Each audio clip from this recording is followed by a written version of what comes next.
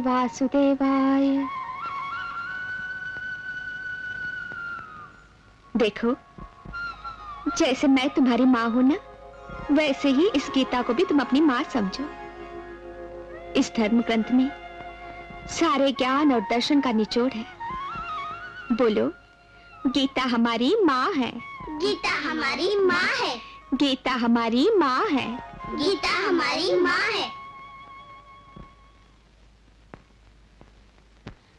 हसतो माँ सद्गमय, हसतो माँ सद्गमय, तमसो माँ ज्योतिर्गमय, तमसो माँ ज्योतिर्गमय, मृत्योर्मा अमृतं गमय, मृत्योर्मा अमृतं गमय, हसतो मां सद्गमय, तमसो मां ज्योतिर्गमय, मृत्योर्मा अमृतं गमय।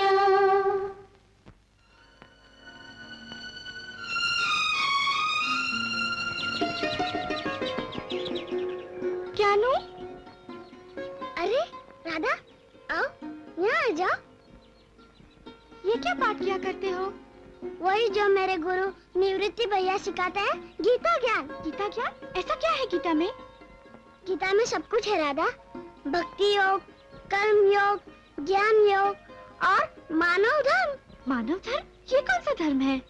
सबसे ऊंचा धर्म, जो भेदभाव को हटाकर समानता सिखाता है। ओह, तुम तो बहुत बड़े पंडित हो गए हो ज्ञानू। अच्छा, तुम्हारा जनेऊ कब होगा? लगता है अब हमारा जनेऊ हो जाएगा। पिताजी गंगाधर शास्त्री के यहाँ गए हैं।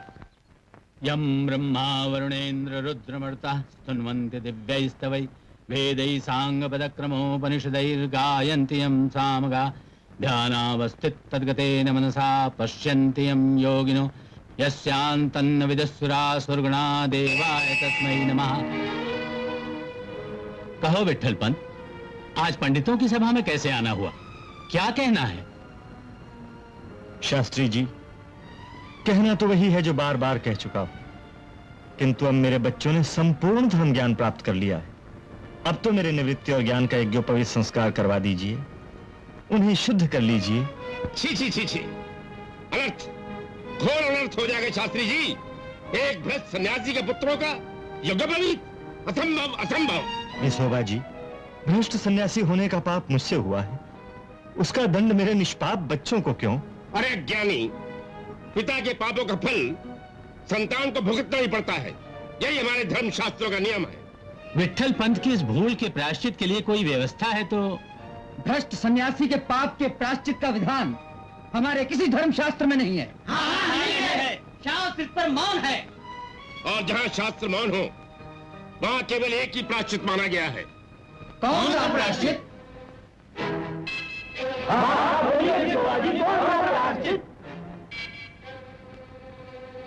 देहांत प्रायश्चित। देहांत प्रायश्चित? हाँ, मनुस्मृति में मनु महाराज ने स्पष्ट लिखा है कि एक भ्रष्ट सन्यासी के लिए केवल एक ही प्रायश्चित है, देहांत प्रायश्चित। देहांत प्रायश्चित? देहांत प्रायश्चित अर्थात आत्महत्या? प्राण त्याग कर ही इस घोर पाप का प्रायश्चित किया जा सकता है, नहीं तो तुम्हारे बच्चों की शुद्धि नहीं होगी, उनका कभी जनेऊ नहीं होगा, वे कभी ब्राह्मण नहीं बन सकते, वो भी तुम्हारे जैसे पापी कहे जाएंगे, पापी। शास्त्री जी, आप? धर्म बड़ा निष्ठुर होता है विट्ठल पंत। जब आलंदी के पंडितों ने ही अपना निर्णय दे दिया, तो फिर हम उसके विरुद्ध कैसे जा सकते हैं? ठीक है शास्त्री जी, यदि आपका धर्म बलिदान ही मांगता है, तो मैं देहांत प्रायश्चित करके अपने बच्चों के भविष्य का मार्ग खोल दूंगा। अपने प्राण त्याग करके उन्हें ब्राह्मण समाज में प्रतिष्ठा दिलवाऊंगा। मैं अपने प्राण त्याग दूंगा, प्राण त्याग दूंगा, प्राण त्याग दूंगा, प्राण त्याग दूंगा। प्राण दे दोगे? हे ईश्वर, यदि विट्ठल पंत ने सचमुच अपने प्राण दे दिए, तो उसके अनाथ बच्चों का क्या होगा?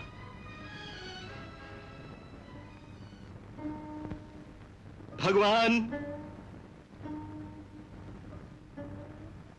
भगवान, मेरे पापों का दंड मेरे निष्पाप लाडले बच्चे भुगतें, ऐसा मैं कदापि नहीं होने दूंगा, कदापि नहीं होने दूंगा। मेरे देहांत प्रायश्चित से मेरे बच्चों का यज्ञोपवीत संस्कार हो सकेगा। वे ब्राह्मण के रूप में प्रतिष्ठित होकर समाज में पूजे जाएंगे। परंतु ये बात मैं रुक्मिणी से कैसे कह सकूंगा? मैंने सब कुछ सुन लिया है स्वामी।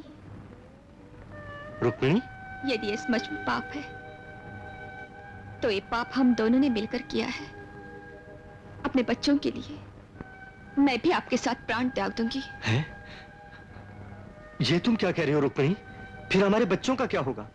उनकी देखभाल कौन करेगा? अनाथों का नाथ उनकी देखभाल करेगा। अब हमारे सामने एक ही मार्ग है, हम दोनों का एक साथ देह त्याग। त्याग? ओह, अपने प्यारे बच्चों का त्याग। साहस रखिए स्वामी, हम उनके भले के लिए तो अपना बलिदान दे रहे हैं। किंतु ये बात हम अपने बच्चों से कैसे कह पाएंगे? हम उनकी छाती पर पत्थर रख लेंगे। अपने बच्चों को इस पिछड़ का पता भी नहीं लगने देंगे।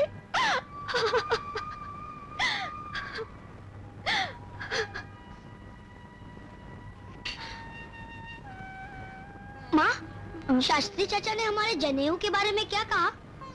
हो जाएगा बेटा जनेऊ, थोड़ा प्रायश्चित करना होगा। कैसा प्रायश्चित? वो लोग जैसा कहेंगे वैसा। लो बच्चों, खा लो। माँ, ना जाने क्यों आज मेरा मन कह रहा है कि मैं तुम्हारे हाथों से खाऊं। हाँ हाँ हाँ बेटा।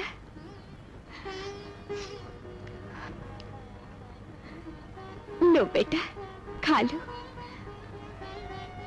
तुम्हारे बड़े हो जाने के बाद तुम्हें अपने हाथ से खिलाने के लिए तुम्हारी माँ बैठी थोड़ी ही रहेगी। ऐसा क्यों कहती हो माँ? तुम तो 100 साल तक जियोगी। हाँ, तब तो हम सब तुम्हें अपने हाथों से खिलाएंगे। ये क्या माँ, तुम रो रही हो?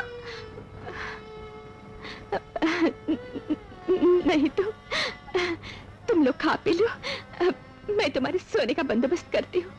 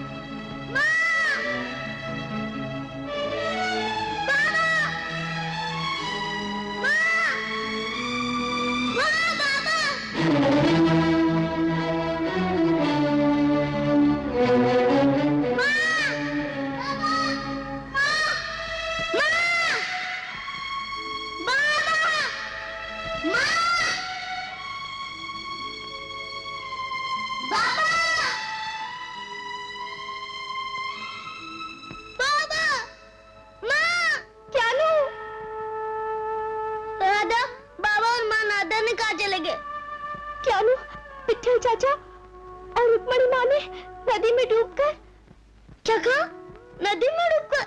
हाँ, उन्होंने नदी में डूबकर अपने प्राण दे दिए। तुम्हें शुद्ध कराने के लिए उन्होंने देहांत प्रायश्चित कर लिया। देहांत प्रायश्चित?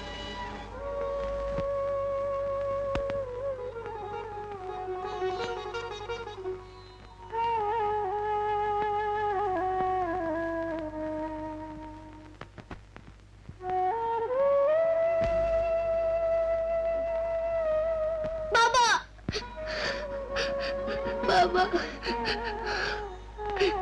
बाबा, भैया, तुम तो ज्ञानी हो, ऐसे दुखी ना हो। तुक तो जीवन के साथी है ज्ञान।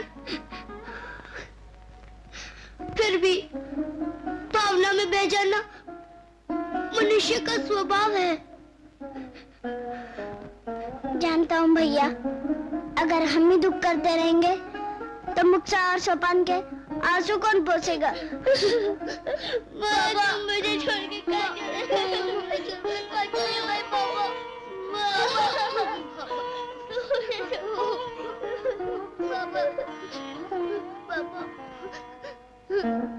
चलो सोपान, ना धो लो, तुम्हें भूख लगी होगी।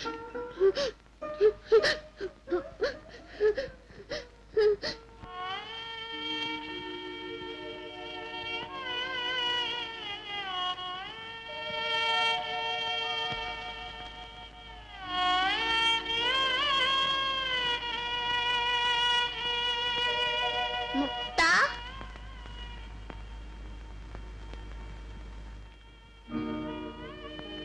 क्या हुआ सोपान? मुझे बड़ी भूख लगी है मुक्ता, कुछ खाने को दो ना। घर में तो अनाज का एक दाना भी नहीं है। तो फिर मैं बगीचे में जाकर फल तोड़ कर ले आऊं? लोग तो हमें अछूत समझते हैं, बागीचे में घुसने कौन देगा? अच्छा, तो मैं घाट पर जाकर भीख मांग ले आता हूँ। सोपान, भीख मांगकर तुम अपने माता पिता के वंश को लजाओगे? इसमें लजाने की कौन सी बात है ज्ञान? ब्राह्मण को तो भिक्षुक कहा ही जाता है। भैया, तो भैया मैं जाकर भिक्षा ले आऊं? नहीं सोपान, तुम जैसे छोटे बच्चे को दया की भीख पर नहीं जीना चाहिए, पुरुषार्थ करना चाहिए। पुरुषार्थ? मधुकरी लाकर भूख शांत करना, ये तो ब्राह्मण का धर्म है। किंतु किसी के सामने हाथ फैलाने से हिंसा की भावना जगती है भैया। मधुकरी लाना दूसरों के आगे हाथ फैलाना नहीं होता। जिसकी जैसी इच्छा वो स्वयं वैसी मधुकरी देकर तुमसे आशीर्वाद पाएगा। ठीक है भैया, यदि आप कहते हैं तो। अच्छा, रहने दो, मैं ही जाकर ले आता हूँ मधुकरी। लाओ सोपान, छोली मुझे दो। नहीं, मैं जाता हूँ। क्षमा कीजिए भैया, आप मेरे गुरु हो, आपकी आज्ञा पर चलना मेरा धर्म है, कर्तव्य।